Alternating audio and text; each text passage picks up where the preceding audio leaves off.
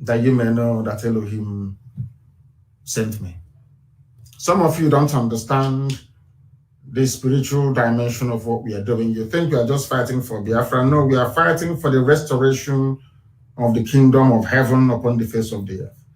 That is why every force of iniquity is against Biafra. That is why anybody who is against Biafra is a child of the devil. It doesn't matter who you are. Once you are against the coming of Biafra, believe you me, you are a child of the devil.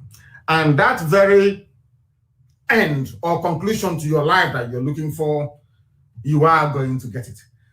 I will start from the beginning again by way of recap. Everybody, all those who ganged up, people from Danjuma's village, those from Gowon's village, those that ganged up against us, those from Awolowo's village, everybody that ganged up against Biafra, go to their villages today and see what is happening. They are being killed and the land being taken over. And you say that God Almighty is not with us. Of course, He is with us and will be with us to the end, because we know that victory is assured. It doesn't matter. You see how powerful Britain is. They are one of the 5 permanent members of the United Nations Security Council. You see how much the Fulanis have. Over $30 billion. We raised $70,000 the other day, tentatively speaking, give or take. With $70,000 that's the only one fundraising. Other people raise funds in Asia and every other place. I'm sure that by the time I'm leaving the US, if we tally everything that people have pledged and what they are going to bring, it is very close to $500,000. The reason why I'm saying this is I want you to compare what we are doing with what our enemies have. I came to the US. If everything is put together, we might be able to raise about $500,000 US. Of course, we will not even, because America is trying, to be honest with you. You people are now beginning to wake up. Compare $500,000 to $30 billion US. They have everything going for them. They have the might of the British lobbying for them. They occupy every sensitive diplomatic position around the world.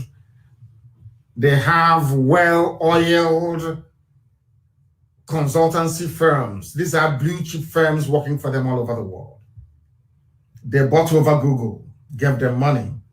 They bought over Facebook, gave them loads of money. The only people they have not bought so far is YouTube.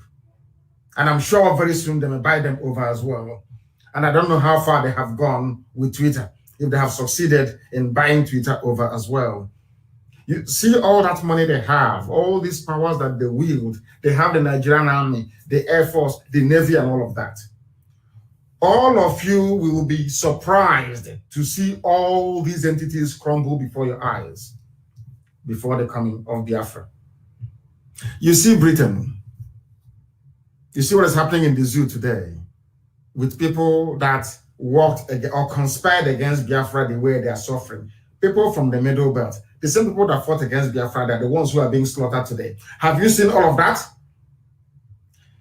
You see Britain, United Kingdom, God will divide it. God will divide Britain into 4.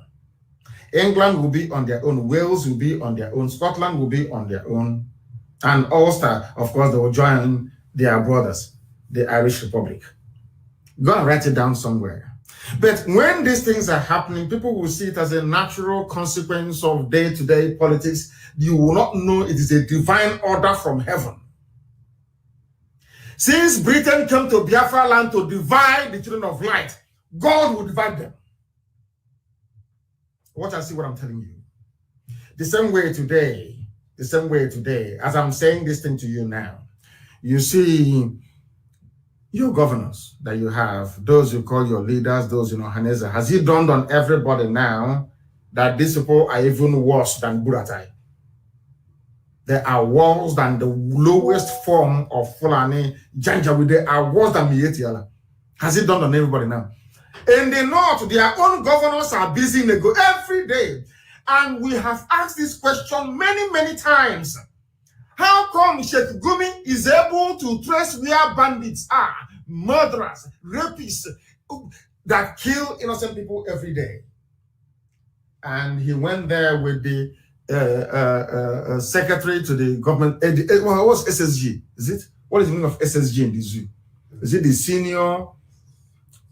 Is it secretary to the state government? The Fulani governors will bring out their secretary to state government to go with somebody they claim a very filthy, dirty-looking animal that they call a sheikh. Why a black man is a sheikh in Africa is beyond me. The only thing the people I know who are sheikhs are Arab people. But let's forget that for 1 second. They went and they found where the bandits are. They found the bandits in the forest. Now, Nigeria Air Force cannot find them. Whereas in our own place, I want people to understand the enormity of the crime of Hope Uzodinma and your so-called governors and your so-called political leaders, and of course, Ohanaeze Ndiaye and Yoshi. Has Ohanaeze issued any statement since the bombing of Olu? Have you heard them say anything? Ohanaeze has not said anything to tell you who they are working for. When we are complaining about George Obiozo, most of you didn't quite understand what was happening. Have your eyes now opened?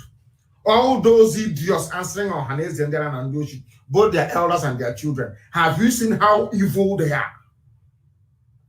Have they said anything? Somebody wrote that, do you think you can go to the north and bomb a village and the governors will keep quiet? Jonathan bombed Boko Haram, killing people, bombing and slaughtering innocent civilians. The whole of the north rose up as one. This is against a renowned global terrorist group. People can come to our villages in Olo and kill people and everybody is quiet. Whereas in the north, people who are murderers are being, serenaded by their governors. Now they're going to set up a ministry for Fulani bandits. And who are these bandits? These bandits are the same people asking you to belong to one Nigeria. So they need you to be in one Nigeria so they can kill all of you and take over your land. Because if you're not in one Nigeria, they cannot. Do you think that Mietela can do in Benin Republic what they're doing today? They cannot. Why? Because Benin Republic is a separate entity. I want people to use their common sense for 1 second. Do you think that Mietela can go into Togo and do what they're doing today? They cannot do it because Togo is a separate entity. Can they go to Ghana to do the same thing? The answer is of course no. Because Ghana is an. Do you think if Biafra were to be independent, will you have Fulani people in your forest? That is a very simple question. Do you think if Oduduwa were to be free tomorrow, do you think you will have Fulani telling you that they have the right to occupy Yoruba forests? All these things, they point to one inescapable fact and conclusion, that only separation can solve the problem. Once you remain in one Nigeria, Fulani will keep coming at you until they conquer you. And I will add, that is your punishment for being very foolish. Your punishment for not being able to reason properly.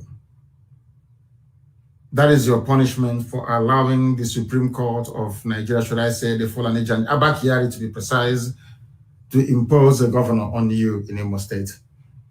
We have all seen the crimes of Hope Uzodinma. You know, people are very poor back home. There are those that will come out to try to defend what is in essence the indefensible. But we are here to put them on the path that is straight and narrow, which is the path of truth. What Hope Uzodinma did is to indicate to us their readiness to serve their Fulani masters. That's what I have done. In other words, your lives are meaningless and worthless. They are not there to serve you. They are there to serve their Fulani masters, all of them bar none. That is why anywhere you see George Obiozo or any idiot answer, they don't even come out anywhere. What they do is they hide behind somewhere and issue meaningless press statements.